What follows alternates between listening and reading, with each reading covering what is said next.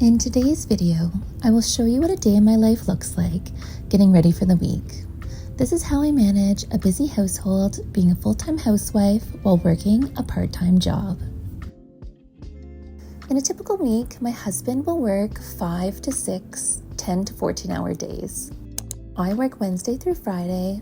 We ski in the winter, work on the house all day in the summer, and leave many weekends open for adventures. For all of this to work, my job on Monday is to be a housewife. Clean, meal prep, and organize everything. So how do I balance it all? To be honest, I've had a love-hate relationship with my role as a housewife. In the past, I was the one working 50-hour work weeks, making more money and being completely independent. When I went on my mat leave, it was the first time ever that I'd realized that my husband worked so much. I found myself for hours and hours with our baby, just waiting for him to come home. I felt like I lost who I was. So after my mat leave, we hired a nanny and I attempted to resume my crazy schedule. But I also had this underlying expectation that as a woman, I should also be managing the home. And this wasn't imposed by my husband. I feel like it was an internal expectation because of all the pressures that society puts on women to do it all. Months later, the world shut down. By this time, I was burnt out, work wasn't giving me the same satisfaction, and most of all, I was missing my time with my daughter. So I took 8 months off work and fully immersed myself into being a housewife. And this time, I loved it. All it took was a small change in my perception, and it all made sense. I was getting fulfillment from providing my family with home-cooked meals, fresh bread, and homegrown veggies from the garden, spending all day outside with my daughter and watching her grow.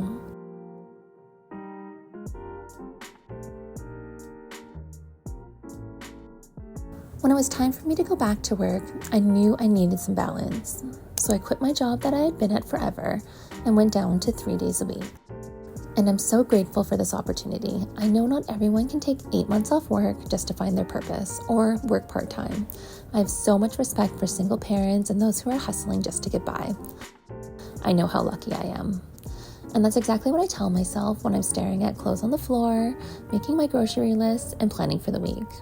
I am lucky for this extra time to care for my family. Okay, so let's get back to what I do in a day. Number 1, I like to start the day off with laundry. I do 5 loads, so I have to start early. I start with sheets and towels because I like to fold all my clothes on a freshly made bed. Number 2, I bake. Today was blueberry oatmeal muffins. I like to bake something super easy that I can have for breakfast, but also can be put into my daughter's lunches throughout the week. This recipe uses 1 bowl and a bunch of pantry ingredients. I'll link the recipe in the description below.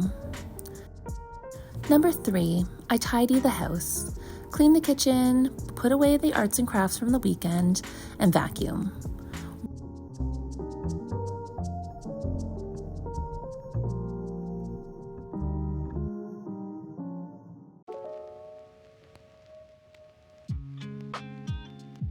While I was wiping out the freezer, I managed to get grease stains on my brand new shirt, so I took the time to remove the stains and threw it in the wash with a bunch of darks.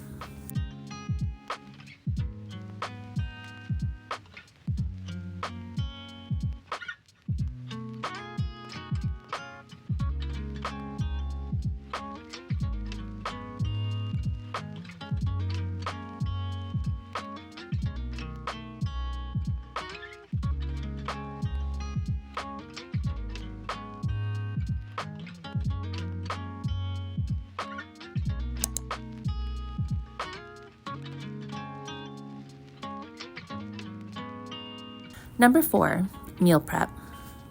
By the time Monday comes around, there's very little in the fridge, so I cook humble food like fresh rolls and soup. I basically just try to use up everything that was left over from the week.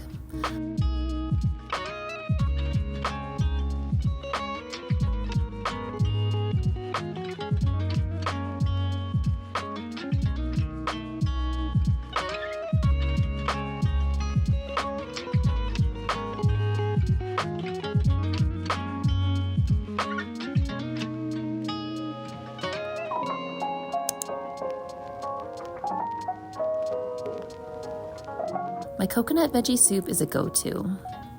You can combine any combination of vegetables with curry powder, vegetable stock, and coconut milk, and it will taste delicious.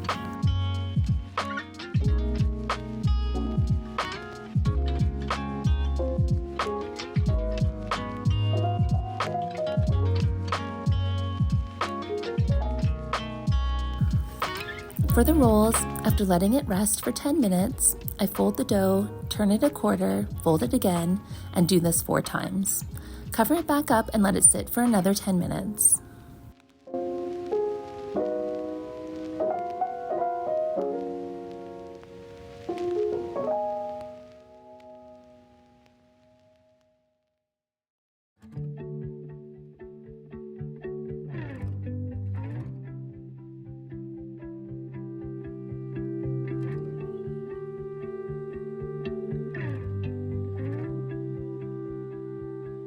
I could sit around and wait all day.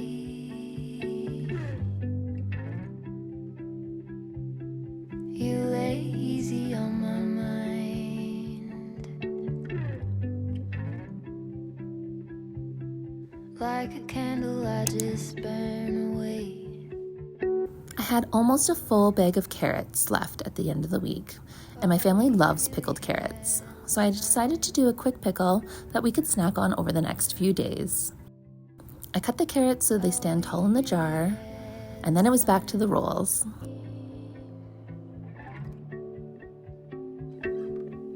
I don't wanna waste it on anybody. Take it with anybody but you.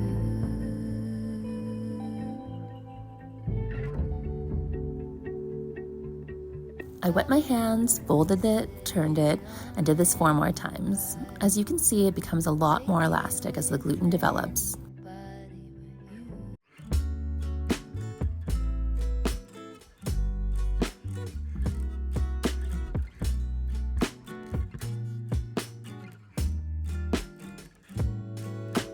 Here we are. Every speck of weather is impeccable when you are near. For the quick pickle, in a saucepan, I add a bit of sugar, salt, and equal parts vinegar and water. I only had rice wine vinegar on hand, so that's what I used. I placed this on a stove and heated it until the sugar was dissolved. Till the nighttime lapse, we're in the daytime stranded. Your self-esteem tastes candid. But damn, it's hard to make a man with empty hands feel hands full of love. Like, damn, this a glove. Feel like the We're moving out of this Airbnb at the end of the month, so I'm trying to use up as much out of the freezer and pantry as I can. So I add butternut squash, curry powder, and a can of coconut milk to the soup. I've had it good since I've had you. No, I'm scared as this is sad too. But this embrace feel natural. I wanna stay till pasture.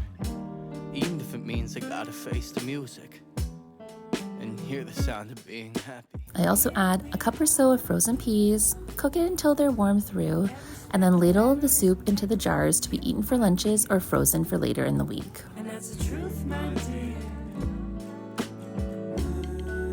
But words are the highest man. Our love never quiets down. Been itching to turn up the dial, but I'm scared to hear the sound. I'm scared to hear the sound. I'm scared to hear. This recipe is actually my focaccia recipe, but I wanted to make little sliders for dinner, so I decided to try making them into rolls. Here we are. Every speck of weather is impeccable when you are near. And that's the truth, my dear.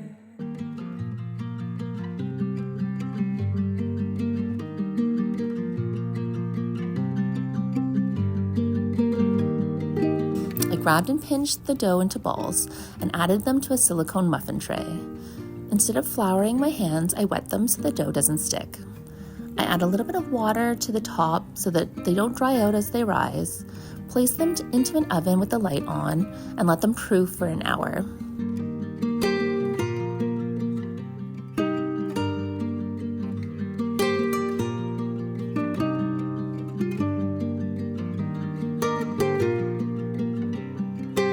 Now that the pickling brine has cooled, I can add it to the carrots. I filled the jars, covering the carrots, place them in the fridge. These are best eaten after a day or so.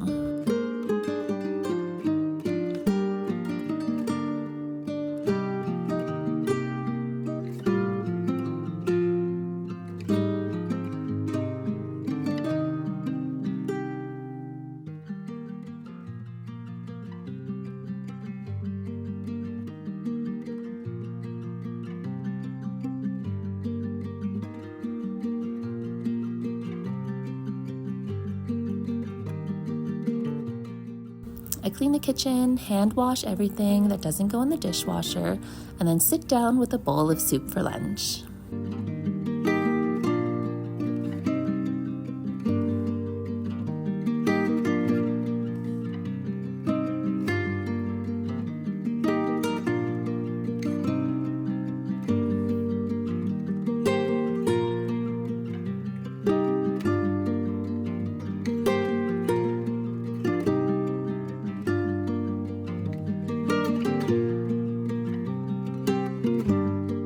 Once the buns have risen, I drizzle them with olive oil and salt, add them to a 400-degree preheated oven for about 20 minutes or until golden brown.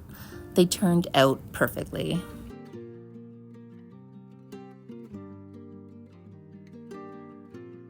By this point, I needed a little break from the kitchen, so I decided to drive out to the house and care for my plants. If you're wondering why I have two homes, back in August, a forest fire raged through my neighborhood. 2/3 of my property was burned, but my house was spared.